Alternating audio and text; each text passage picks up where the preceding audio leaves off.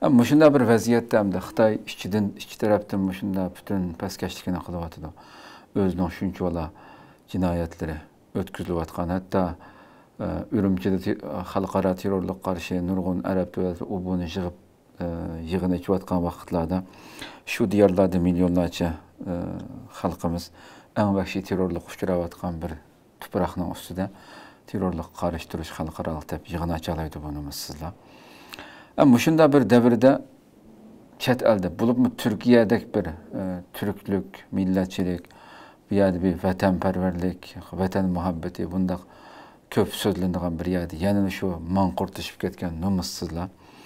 Şu Xitay konsulunki 9 Ağustos İstanbul'un Fatih rayonunda Fatih'teki yerde aşağıda yığın içip kültür merkezde 120 kişi qatnaşqanlığı albatta xabarimizden berip nurg'un xalqimiz qo'l qo'zg'agan bir masala oldu. Şu bu millatning ichidan chiqqan yani şu manqurtlarning aşağıda numussizlarcha Xitayninki baş konsul qatnaşıp veşavdim.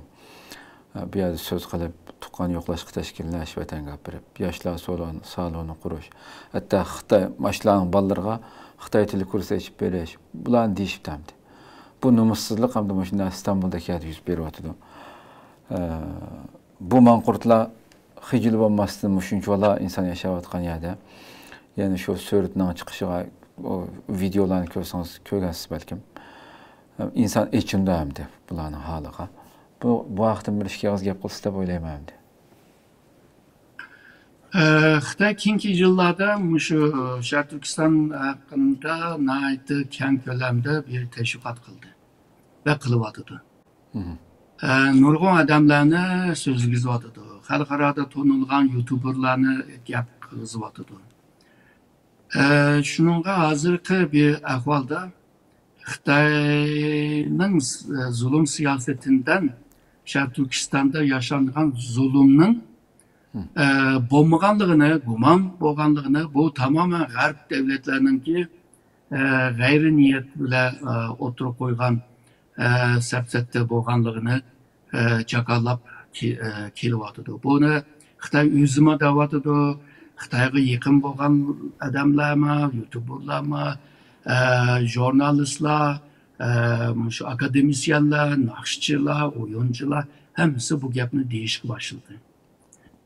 Bayağımı degan Türkiye'de bu Şarkı Türkistan meselesinde, Uygur meselesinde biraz gumon bilan qaraydigan odamlarmi bor dedim.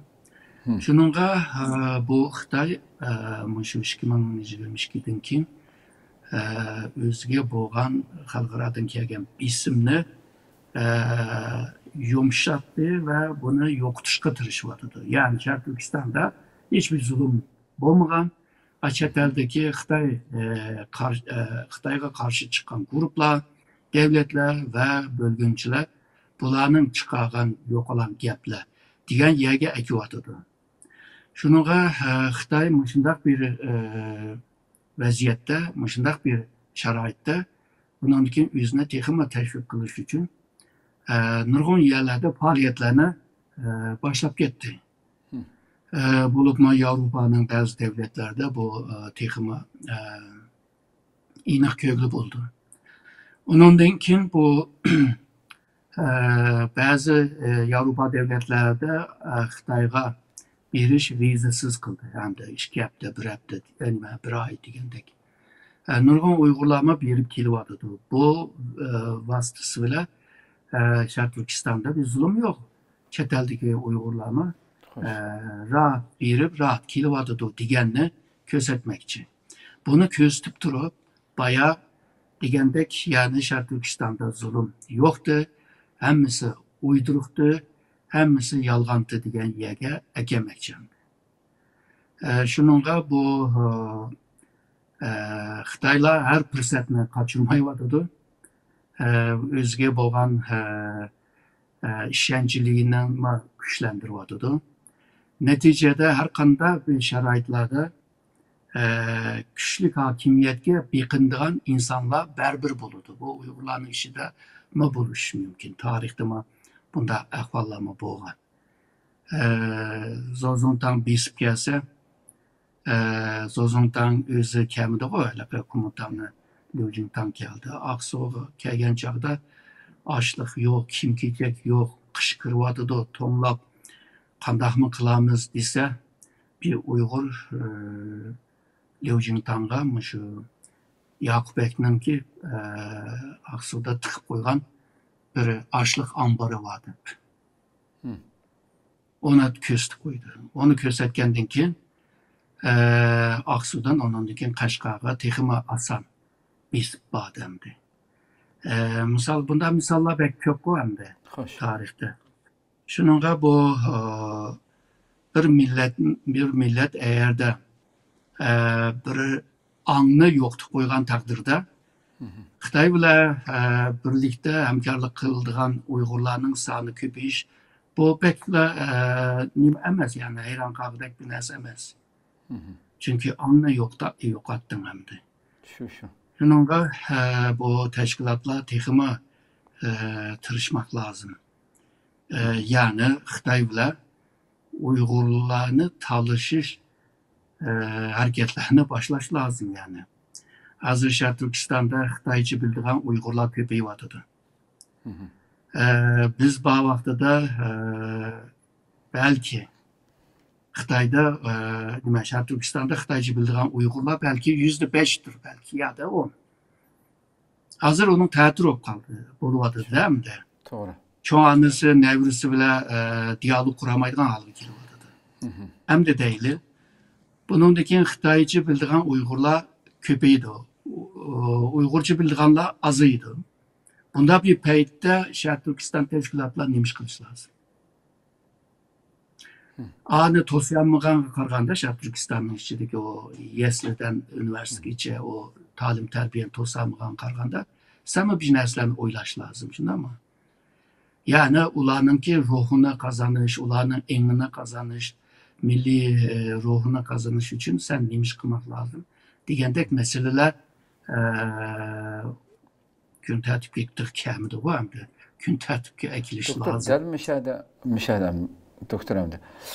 Yani Xitay hakikaten degininizdek bu milletini bir millet kılıp tutup duruyatkan hamma narsamizni yo'q qilib o'tish uchun bütün qiliqini qilyapti amdi.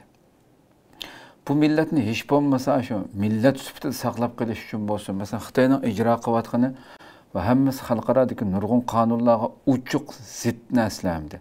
Bu chet eldagi shunchalar tashkilotlar mushu Xitoyningki mushu mayli tilimiz bo'lsin, maktablarda o'z tilimiz, butun kitob, nashriyot materiallarining hammasini erkin chiqarish, ishiltish xuddi bir vaqtlarda bo'lgandek.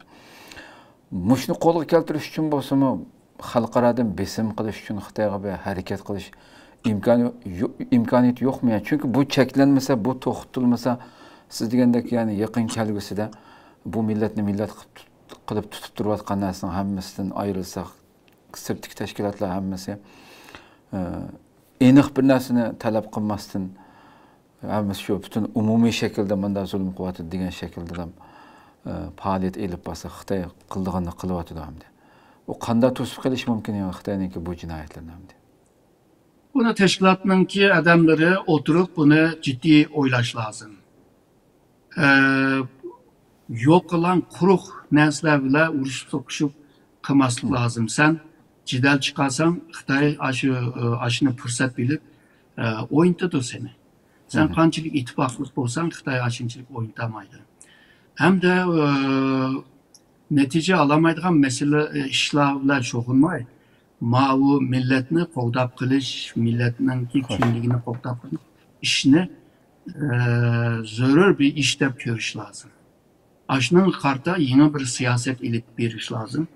O'tgangi programlarda machiq dedim. Yani kona uslub bilan bu davoni qilib bo'lmaydi. Agarda kona uslub bilan ishga yargan bo'lsa, bugungi vaziyat boshqacha bo'ladi. Demak, kona uslub bilan ishga yarmaydi. Yangi uslublarni terakki qilish lazım.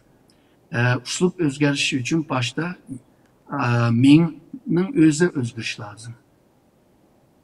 Ondan keyin bu o'zgarayan ming bilan aql bilan ondan keyin yo'llar tepildi. Har qanday qiyinchiliklarda yo'l tepildi.